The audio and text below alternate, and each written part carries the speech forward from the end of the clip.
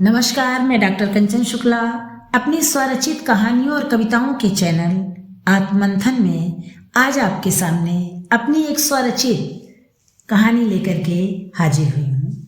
कहानी का शीर्षक है साइबर क्राइम का मकड़जाल और रति। नाम से ही आपने जान लिया होगा कि इस कहानी का कथानक क्या होगा। जी हाँ, आजकल की युवा पीढ़ी जो काम नहीं करना चाहती है, काम चोरी करती है, मेहनत करने से डरती है, लेकिन उसे जीवन अमीरों जैसा चाहिए, वह अय्याशी करना चाहती है। जीवन में हर सुख सुविधा का सामान उसे चाहिए। सुख सुविधा का सामान हासिल करने के लिए पैसे की ज़रूरत होती है। पैसा काम करने से आएगा, लेकिन उन्हें काम तो करना नहीं है, तो पैसा कहाँ से आए? इसके लिए वो अपराध का रास्ता अपनाते हैं और अपराध में साइबर क्राइम सबसे आसान तरीका उन्हें लगता है, क्योंकि उन्हें लगता है ये सबसे आसान और सेफ तरीका है। इसके जरिए वो जिसे चाहें अपना शिकार बना सकते हैं और उससे पैसा हासिल कर सकते हैं। जो ये साइबर क्रिमिनल्स होते हैं वो ज़्यादातर लड़कियों को अपना शिकार बनाते हैं। उन भोली भाली लड़कियों को जो गांव से शहर आती हैं या गरीब घर की होती हैं, वो उन्हें पैसे का लालच दे करके या उनसे दोस्ती करके, प्रेम का झांसा दे करके ये साइबर क्रिमिनल्स उन्हें अपना शिकार बनाकर उनकी गंदी गंदी तस्वीरें खींच लेते हैं, वीडियोस बनाते हैं और फिर उन्हें ब्लैकमेल करते हैं। कुछ लड़कियां उन क्रिमिनल्स के दबाव में आकर उन्हीं के इशारे पर नाचने लगती हैं, कुछ बदनामी के डर से आत्महत्या कर लेती हैं और कुछ निडर होती हैं जो वो पुलिस के पास जाकर उन क्रिमिनल्स को पकड़वाने का भी काम करती हैं। ऐसा बहुत सा केस हमारे सामने आता है। इसी तरह की एक कहानी मेरे दिमाग में आई और मैंने सोचा कि मैं इसे आप लोगों तक पहुंचाऊं। कहानी में आपने देखा है रति नाम आया है। इस कहानी की नायिका रति है, जो गांव से बेंगलुरु जैसे बड़े शहर में डॉक्टरी पढ़ने आई है और वहीं वह साइबर क्रिमिनल्स के चंगुल में फंस जाती है और अंत में उसका जीवन मौत के दरवाजे पे जाकर समाप्त हो जाता है। उसके जीवन में ऐसा क्या घटित हुआ कि उसका जीवन ही समाप्त हो गया? यह जानने के लिए चलिए सुनते हैं कहानी साइबर क्राइम का मकड़जाल और रति। डॉक्टर पूर्णिमा जैसे ही ऑपरेशन थिएटर से बाहर आईं, उन्होंने देखा कि काजल के माता पिता और भाई बरामदे में बेचैनी से टहल रहे हैं। पूर्णिमा को देखते ही वे लोग भागकर उसके पास आए और हाथ जोड़कर आंसू भरी आंखों से उसे देखते हुए पूछने लगे, डॉक्टर साहिबा, मेरी बेटी कैसी है? तभी काजल के भाई मोहन ने दर्द भरी आवाज में कहा, डॉक्टर साहिबा, दीदी कैसी हैं? वो बच तो जाएंगी ना? पूर्णिमा ने मोहन के सिर पर हाथ रखकर सांत्वना देते हुए कहा, काजल अब खतरे से बाहर है, 1-2 घंटे में उसे होश आ जाएगा, तुम घबराओ नहीं। पूर्णिमा ने फीकी हंसी हंसते हुए कहा था। पूर्णिमा के चेहरे पर दर्द की लकीरें साफ दिखाई दे रही थी। इतना कहकर पूर्णिमा वहां से जाने लगी। तभी इंस्पेक्टर ने उसे आवाज दी, डॉक्टर साहिबा, पेशेंट को कब तक होश आ जाएगा? अभी मैं कुछ कह नहीं सकती, पूर्णिमा ने गंभीर लहजे में कहा और आगे बढ़ गई। डॉक्टर साहिबा, मेरे लिए पेशेंट का बयान लेना बहुत जरूरी है, इंस्पेक्टर ने गंभीर लहजे में कहा। इंस्पेक्टर साहब, अगर आप लोग अपनी ड्यूटी ईमानदारी से करें तो किसी भी काजल को आत्महत्या करने की कोशिश ना करनी पड़े, डॉक्टर पूर्णिमा ने व्यंग्यात्मक लहजे में जवाब दिया और आगे बढ़ गई। रुकिए डॉक्टर साहिबा। पूर्णिमा रुक गई। उसने मुड़कर सवालिया निगाहों से इंस्पेक्टर को देखा। डॉक्टर साहिबा, गलती हमेशा पुलिस वालों की ही नहीं होती, आजकल के बच्चों का नैतिक पतन होता जा रहा है, इससे आप इनकार नहीं कर सकती। इसका सबसे बड़ा कारण है माता पिता का अपने बच्चों पर अतिविश्वास या उनके प्रति लापरवाह होना और अपने कर्तव्यों का ठीक ढंग से पालन न करना। ऐसे ही बच्चे आगे चलकर साइबर क्राइम को अंजाम देते हैं। साइबर क्राइम करने वालों को यह विश्वास होता है कि उनका यह क्राइम आसानी से और जल्दी से पकड़ा नहीं जा सकता। वह लोग ऐसे काम करने के लिए अपना फ़ोन इस्तेमाल नहीं करते, दूसरों का फ़ोन या चोरी का फ़ोन और सिम इस्तेमाल करते हैं। यह भी सच है कि साइबर क्रिमिनल्स ज़्यादातर युवा पीढ़ी होती है और यह साइबर क्रिमिनल्स लड़कियों को अपना शिकार बनाते हैं। लड़कियां और उनके घर वाले समाज में बदनामी के डर से पुलिस के पास नहीं जाते और ब्लैकमेलर का शिकार होते हैं। बदनाम पुलिस वाले होते हैं। इंस्पेक्टर ने अपने शब्दों पर जोर देते हुए कहा, इंस्पेक्टर साहब, आप यह कहकर अपनी गलतियों को छुपाने की कोशिश ना कीजिए, बल्कि आप उसे सुधारिए और उन साइबर क्रिमिनल्स को पकड़कर सलाखों के पीछे डालिए, जिससे फिर कोई काजल आत्महत्या करने की कोशिश ना करे और रति काल का ग्रास ना बने। डॉक्टर पूर्णिमा ने गंभीरता से कहा और वहां से जाने लगी।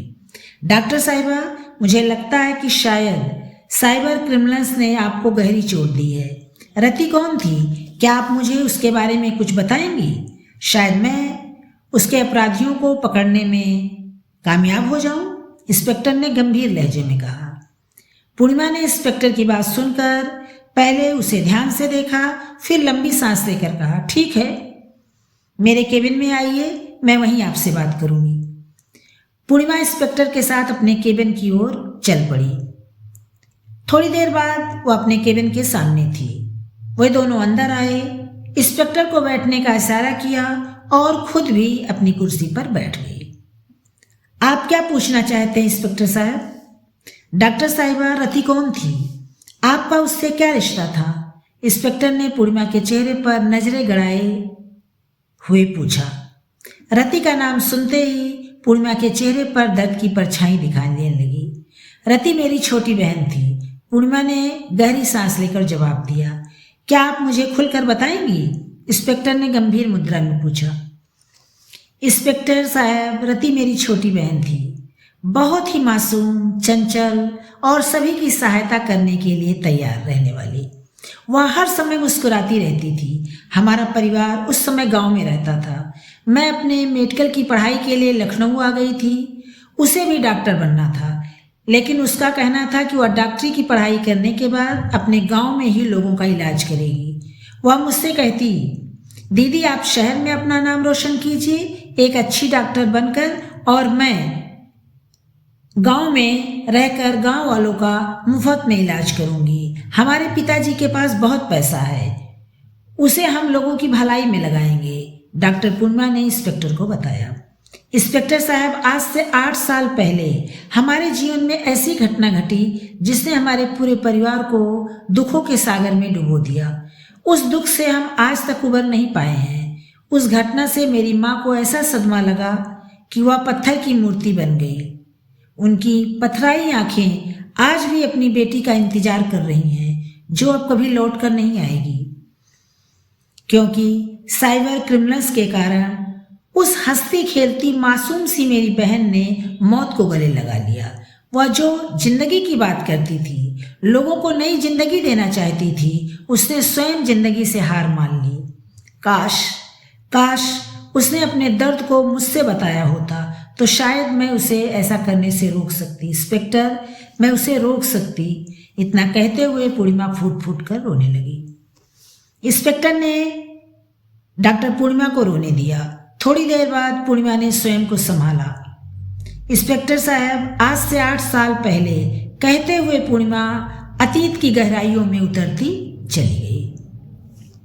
दीदी, मेरा मेडिकल में सिलेक्शन हो गया है, अब मैं भी डॉक्टर बनूंगी। डॉक्टर रति शुक्लाजा द ग्रेट।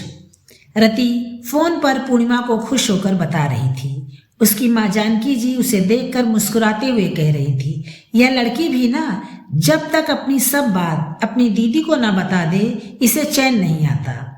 उधर पूर्णिमा रति से कह रही थी, वहां तुम्हें पिताजी के साथ जाना पड़ेगा। मेरी परीक्षाएं शुरू हो गई हैं, इसलिए मैं तुम्हारे साथ नहीं चल सकती, पर अपनी परीक्षाओं के बाद तुमसे मिलने जरूर आऊंगी। फोन रखने के बाद रति खुशी से झूमती हुई अपनी माँ को कंधे से पकड़कर चक्कर लगाने लगी। माँ, मैं बेंगलुरु में पढ़ूंगी, पहली बार इतने बड़े शहर में जाऊंगी, मैं बहुत खुश हूँ माँ, रति ने खुश होकर अपनी माँ से कहा। एक सप्ताह बाद रति अपने पिता के साथ बेंगलुरु अपनी मेडिकल की पढ़ाई के लिए पहुंच गई।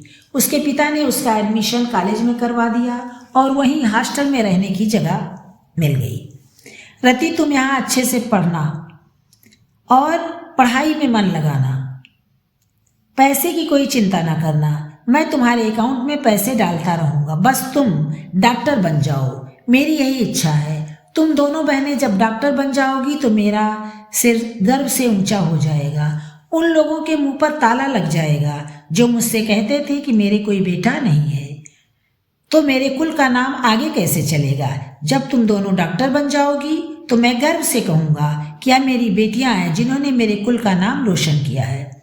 रति के पिता ने उसके सिर पर हाथ फेरते हुए प्यार से कहा। रति अपने पिता से लिपट गई।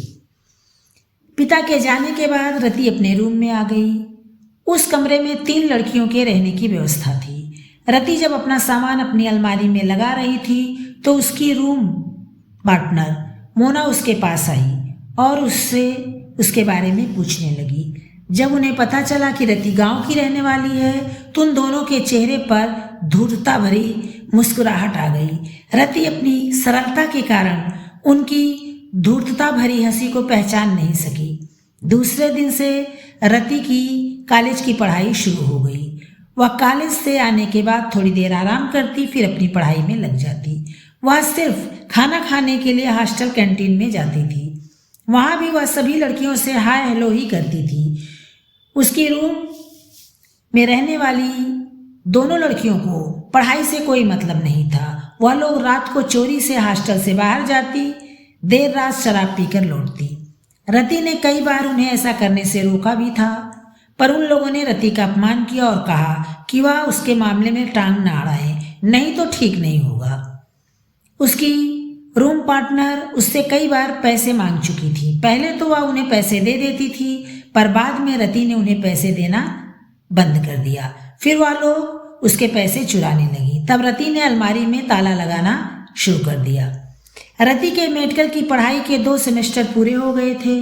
उसने बहुत अच्छे नंबर से परीक्षाएं पास की थी। उसके कॉलेज के प्रोफेसर और उसके साथ पढ़ने वाले स्टूडेंट उसकी अच्छाइयों और उसके हंसमुख स्वभाव के कारण उसे बहुत पसंद करने लगे थे। इस बीच ना वह गाँव गई और ना उसकी बहन से उसकी मुलाकात हुई। दोनों बहनें अपनी पढ़ाई पूरी करने में लगी हुई थी, पर फोन से दोनों की बातें हो जाती थी। समय अपनी गति से आगे बढ़ता रहा। दोनों बहनें अपने भविष्य के सपने बुनती रहीं, क्योंकि उनका लक्ष्य निर्धारित था।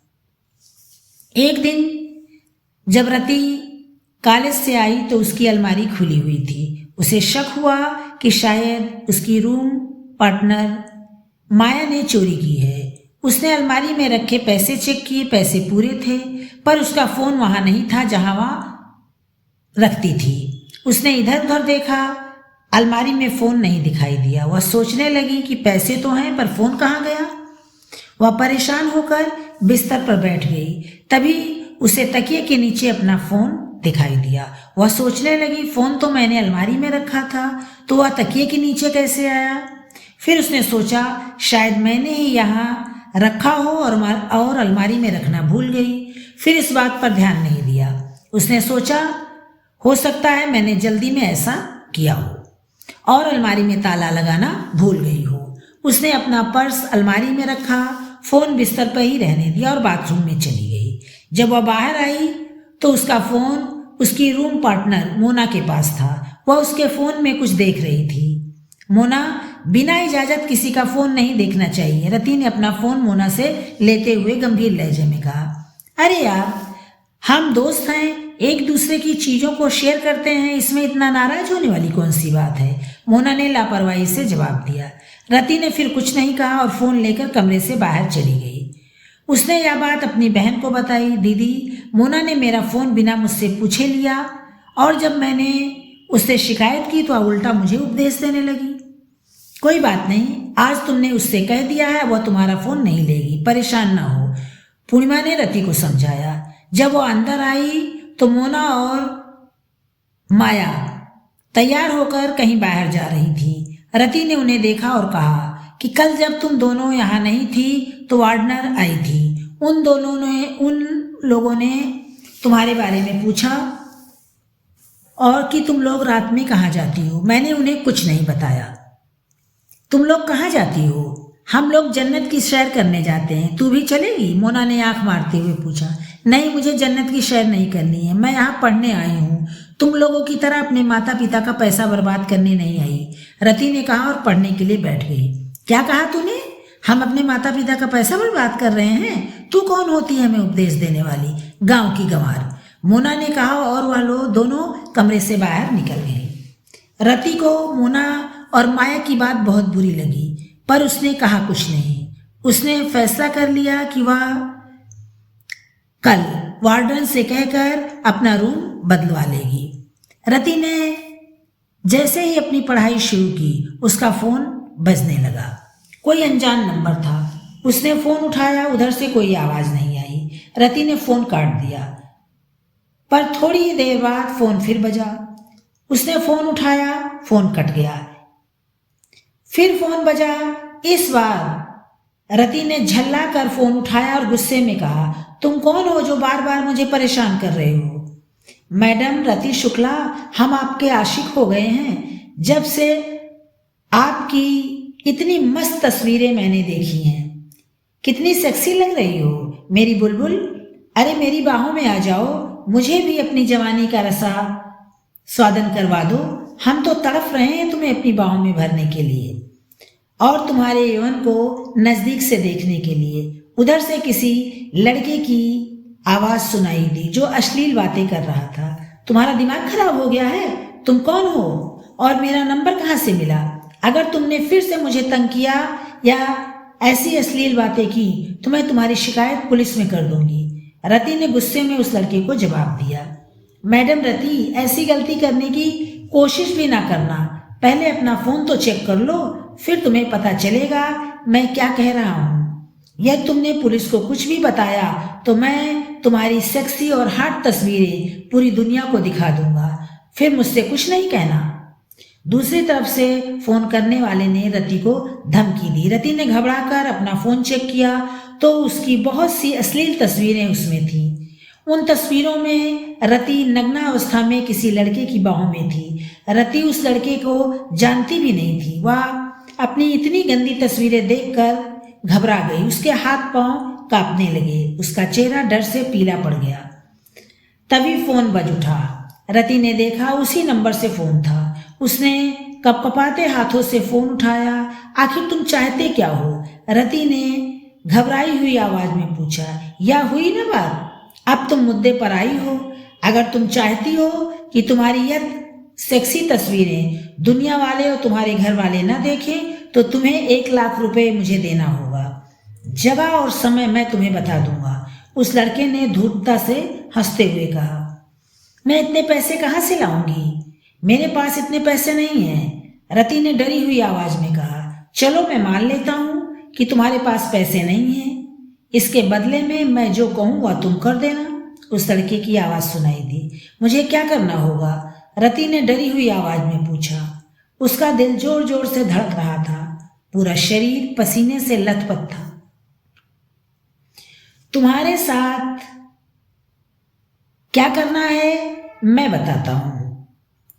तुम्हें हमारे साथ वैसी ही रात बितानी होगी जैसे तुम अपनी आशिक की बाहों में बिता रही हो। बोलो मंजूर है? उस लड़के ने अश्लीलता से अपनी शर्त रखी। मैंने तुम्हारा क्या बिगाड़ा है? मेरे साथ ऐसा तुम क्यों कर रहे हो? रति ने गिड़गिड़ाते हुए रोते हुए कहा। हमारे ऊपर तुम्हारे रोने धोने का कोई असर नहीं होगा। या तो हमें पैसे दो या हम जैसा कहें वैसा करो। उधर से किसी ने बेहूदगी से हंसते हुए कहा और फोन काट दिया। रति फोन कट जाने के बाद फूट फूट कर रोने लगी। उसे कुछ समझ नहीं आ रहा था कि वह क्या करे, किससे सहायता मांगे। उसकी तो कोई पक्की सहेली भी नहीं है जिससे वह कुछ कह सके। क्या दीदी को बताऊं कहीं उन्होंने इस झूठ को सच मान लिया तो? नहीं नहीं, वह ऐसा नहीं सोच सकती, पर यह सब सुनकर वह परेशान हो जाएंगी। उनकी फाइनल परीक्षाएं शुरू होने वाली हैं। अगर उन्हें मैंने यह सब बताया तो वह अपनी परीक्षाएं छोड़कर यहाँ आ जाएंगी। मैं क्या करूं? भगवान मुझे रास्ता दिखाइए। क्या मुझे पुलिस के पास जाना चाहिए? अगर उन्होंने मेरी बात पर विश्वास नहीं किया और मुझे ही दोषी ठहराया तो? फिर तो सभी को पता चल जाएगा, यहाँ मेरी बदनामी होगी। पिताजी जब यह सुनेंगे तो उनका मुझ पर से जो भरोसा है वह उठ जाएगा और वह टूटकर बिखर जाएंगे। रति यही सब सोच रही थी। रति ने अपने आंसू पोंछे और कुछ सोचते हुए उसके चेहरे पर कठोरता आ गई। तभी मोना और माया उसकी रूम पार्टनर कमरे में दाखिल हुई। उन्हें देखकर रति ने बिना किसी भूमिका के पूछा, मोना, तुमने ही मेरे फोन से मेरी फोटो ली है? मैं क्यों किसी गंवार की फोटो लूंगी? मोना ने मुंह बनाते हुए कहा। पर तू मुझसे फोटो के बारे में क्यों पूछ रही है? मोना ने रति के चेहरे पर नजरें गड़ाते हुए पूछा। मोना की बात सुनकर रति को अपनी गलती का एहसास हुआ। उसने कोई जवाब नहीं दिया, चुपचाप अपने बिस्तर पर लेट गई। नींद उसकी आंखों से कोसों दूर थी। रात भर वह करवटें बदलती रही। सुबह तैयार होकर वह कॉलेज के लिए जब निकलने लगी तो माया ने पूछा, क्या बात है डियर, कोई परेशानी है क्या? तुम रात को फोटो के बारे में पूछ रही थी, या फोटो का क्या चक्कर है? क्या माया, तू भी किस गंवार की बात में आ गई है? इसे जाने दे, नहीं तो यह पढ़ाकू मैडम हम ही पर दोषारोपण करेगी और कहेगी कि हमारे कारण इसकी क्लास मिस हो गई है। मोना ने रति पर व्यंग कसा। रति गुस्से में कमरे से बाहर निकल गई। आज क्लासरूम में उसका मन पढ़ाई में नहीं लग रहा था। तभी फोन पर मैसेज आया। आज वह अपना फोन साथ लेकर आई थी। फोन की आवाज सुनकर उसके प्रोफेसर ने पूछा, किसके फोन पर मैसेज आया है? मैंने तुम लोगों को समझाया है कि यहाँ क्लासरूम में फोन नहीं बजना चाहिए। रति का दिल जोर जोर से धड़क रहा था। उसका चेहरा पसीने से नहा गया, लेकिन वह सिर झुकाए चुपचाप बैठी रही। उसका मन पढ़ाई में नहीं लग रहा था। वह सोच रही थी कि कब क्लास समाप्त हो और वह मैसेज देखे। उन लड़कों ने अब क्या मांग की है? क्लास खत्म होते ही रति जल्दी से क्लासरूम से बाहर निकल गई। तभी उसकी क्लासमेट निशा ने उसे आवाज लगाई, रति रुको, मैं भी तुम्हारे साथ चलती हूँ, मुझे तुमसे कुछ पूछना है। निशा की बात सुनकर रति ने जल्दी से कहा, निशा मुझे थोड़ा जल्दी है, पिताजी का फोन आने वाला है, मैं कल तुमसे बात करूंगी। रति ने जल्दी से कहा और वहां से चली गई। रति कॉलेज के एक कोने में चली गई जहां कोई नहीं था। उसने फोन का मैसेज देखा। उसमें लिखा था, तुमने क्या सोचा, पैसा दोगी या कुछ और? मैं कुछ तस्वीरें और भेज रहा हूं, तुम देखकर खुश हो जाओगी। रति फोटो देखने लगी। एक तस्वीर में वह कपड़े उतार रही है, दूसरे में उसे नहाते हुए दिखाया गया है। उन तस्वीरों में उसके शरीर पर कोई वस्त्र नहीं था। तभी फोन बज उठा।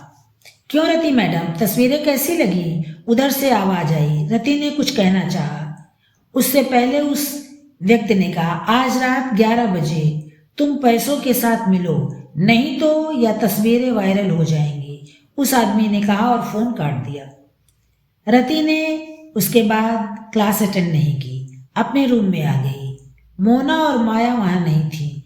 पता नहीं क्यों उसे लग रहा था कि उसकी रूम पार्टनर माया और मोना भी इसमें शामिल है। उसने फैसला कर लिया कि वह उन लोगों से खुलकर बात करेगी और अगर जरूरत पड़ी तो पुलिस के पास जाएगी। जो होगा देखा जाएगा। उसने फोन उठाया और अपनी बहन को फोन मिलाया, पर नेटवर्क समस्या के कारण उससे बात नहीं हो सकी और अगली सुबह रति की लाश मिली और पुलिस को उसके मोबाइल से उसकी गंदी तस्वीरें मिली, जिसे देखकर पुलिस ने समझा कि रति गलत काम करती थी और किसी बात को लेकर उसके साथियों से उसका झगड़ा हुआ और रति ने बदनामी के डर से आत्महत्या कर ली। पुलिस ने केस की फाइल बंद कर दी। जब मैं वहां गई मैंने पुलिस से कहा कि मेरी बहन ऐसा नहीं कर सकती, पर पुलिस ने मेरी बात पर विश्वास नहीं किया। वह उल्टा मुझे ही समझाने लगे कि आपकी बहन गांव से इतने बड़े शहर में आई थी, यहाँ की चकाचौंध से प्रभावित होकर गलत रास्ते पर चली गई और बाद में बदनामी के डर से आत्महत्या कर ली। इसलिए मैडम, इसमें हम कुछ नहीं कर सकते। इंस्पेक्टर, यही मेरी रति की कहानी है। मेरी आत्मा आज भी नहीं मानती कि रति ने आत्महत्या की है। वह इतनी कमजोर नहीं थी, उसकी हत्या हुई है, पर मैं उसके कातिलों को सजा नहीं दिलवा सकी। इसका जीवन भर मुझे अफसोस रहेगा इंस्पेक्टर। पूर्णिमा ने इतना कहा और चुप हो गई। इंस्पेक्टर, मुझे लगता है कि काजल के साथ भी कुछ ऐसा ही हुआ होगा। यह भी उसी मेडिकल कॉलेज की स्टूडेंट है जहां रति पढ़ रही थी। रति की मौत के बाद मैंने भी बेंगलुरु में ही रहने का फैसला किया, जिससे शायद कभी कोई ऐसा व्यक्ति या सुराग मिल जाए और मैं रति के कातिलों तक पहुंच जाऊं। पूर्णिमा ने दुखी मन से इंस्पेक्टर को बताया। डॉक्टर साहिबा, अब मैं आपके साथ हूं और मैं उन अपराधियों को उनके सही स्थान पर पहुंचा कर रहूंगा। मैं 8 साल पहले की फाइल फिर से खोलूंगा और उस केस की तह तक जाऊंगा। यह मेरा वादा है, जिससे फिर किसी रति को मौत के घाट न उतार दिया जाए और किसी काजल को आत्महत्या करने पर मजबूर न होना पड़े। इंस्पेक्टर ने कहा और वह जाने लगा। फिर उसने पूर्णिमा से कहा, मैं आज नहीं, कल काजल का बयान लेने आऊंगा। दूसरे दिन इंस्पेक्टर ने काजल से पूछा, काजल जी, ऐसा क्या हुआ था कि आपने आत्महत्या करने की कोशिश की? इंस्पेक्टर, उन लड़कों ने मुझे ब्लैकमेल करना शुरू कर दिया था। वह मुझसे पैसे मांगते थे और जब मैं पैसे नहीं दे पाई तो उन्होंने मुझे नशे की दवा देकर मेरी गंदी तस्वीरें ली और फिर उन्हें दिखाकर मुझे बड़े लोगों के पास भेजने लगा। मैं ऐसे जीवन से तंग आ गई थी, इसलिए मैंने आत्महत्या करनी चाहिए। इतना कहकर काजल रोने लगी। इंस्पेक्टर ने उन लड़कों को ढूंढने का प्रण कर लिया और उन लड़कों का पता लगाना शुरू किया। कुछ दिन बाद उन लड़कों का सुराग मिल गया और पुलिस ने उन्हें धर दबोचा। मोना और माया भी पकड़ी गईं। जब उन दोनों ने बताया और कहा कि हम ऐसा काम करते हैं और वह दोनों लड़के हमारे भाई हैं, हम लोग गरीब परिवार से हैं और अमीरों का जीवन जीना चाहते हैं, इसलिए मैं यानी मोना और माया गर्ल्स हॉस्टल में नौकरी करने के बहाने रहती हैं। वहाँ भोली भाली लड़कियों से दोस्ती करती हैं और उनकी मोबाइल से उनकी फ़ोटो लेती थी। उसके बाद उनकी झूठी गंदी वीडियो बनाई जाती थी और उन्हें ब्लैकमेल करके पैसे निकलवाए जाते थे। और जब वह लड़कियां पैसे नहीं दे पाती थी तो उन्हें अमीर और अय्याश आदमियों के पास भेजा जाता था। अगर वो ऐसा नहीं करती थी तो उन्हें धमकी दी जाती थी कि उनकी गंदी तस्वीरें उनके घर वालों के पास भेज दी जाएंगी। फोटो हम लोग इसलिए लेते थे जिससे जो फोटो नकली फोटो बनाई जाए और वीडियो बनाई जाए वो असली लगे। रति उनके झांसे में नहीं आई और उसने मोना को धमकी दी कि वह पुलिस के पास जाएगी। जब ये बात मोना और माया ने अपने भाइयों को बताई तो उन चारों ने मिलकर रति की हत्या कर दी और उसके बाद उसका वीडियो वायरल कर दिया, जिससे पुलिस यह समझे कि रति ने बदनामी के डर से आत्महत्या कर ली और उसका केस बंद हो जाएगा। और ऐसा हुआ भी। माया और मोना का बयान लेने के बाद पुलिस ने माया और मोना को गिरफ्तार कर लिया। उनके दोनों भाइयों को भी गिरफ्तार कर लिया गया।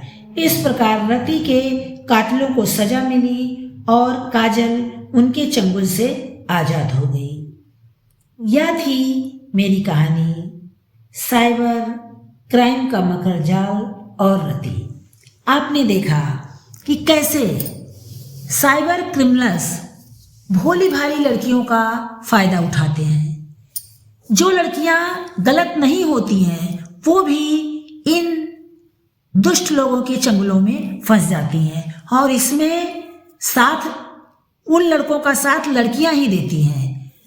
अगर एक लड़की दूसरी लड़की के साथ बुरा व्यवहार या गलत ना करना चाहे तो उसके साथ गलत नहीं हो सकता है। जैसे मोना और माया ने अपने भाइयों का साथ दिया, एक लड़की होकर के उन्होंने लड़की का साथ नहीं दिया, उसके जीवन को उन्होंने छीन लिया पैसे के लिए।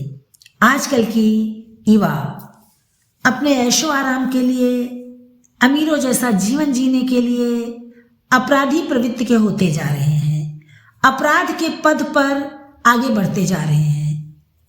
ऐसा करने वाले अपराधी ये भूल जाते हैं कि अपराध कभी छुपता नहीं है, एक ना एक दिन उनके पापों का घड़ा भरेगा और उसकी सजा उन्हें मिलकर रहेगी, जैसा मोना और माया और उनके दोनों भाइयों के साथ हुआ। 8 साल तक वो इसी भ्रम में रहे कि उनका अपराध पकड़ा नहीं गया और उन्होंने रति को मौत के घाट उतार दिया, फिर भी वो आजाद घूम रहे हैं। लेकिन ईश्वर की लाठी में आवाज नहीं होती है, जब पड़ती है तो बेहिसाब पड़ती है, जैसा इन अपराधियों के साथ हुआ। हमें अपने जीवन में सुख सुविधा अगर चाहिए तो उसके लिए हमें मेहनत करनी चाहिए। हमें कभी भी अपराध का रास्ता नहीं अपनाना चाहिए। अपराध का रास्ता, पाप का रास्ता कभी सही नहीं है और कभी भी हमें अपनी मंजिल तक नहीं पहुंचाएगा, हमें गर्त में ही डुबोएगा। सच हमेशा विजयी हुआ है और विजयी होगा।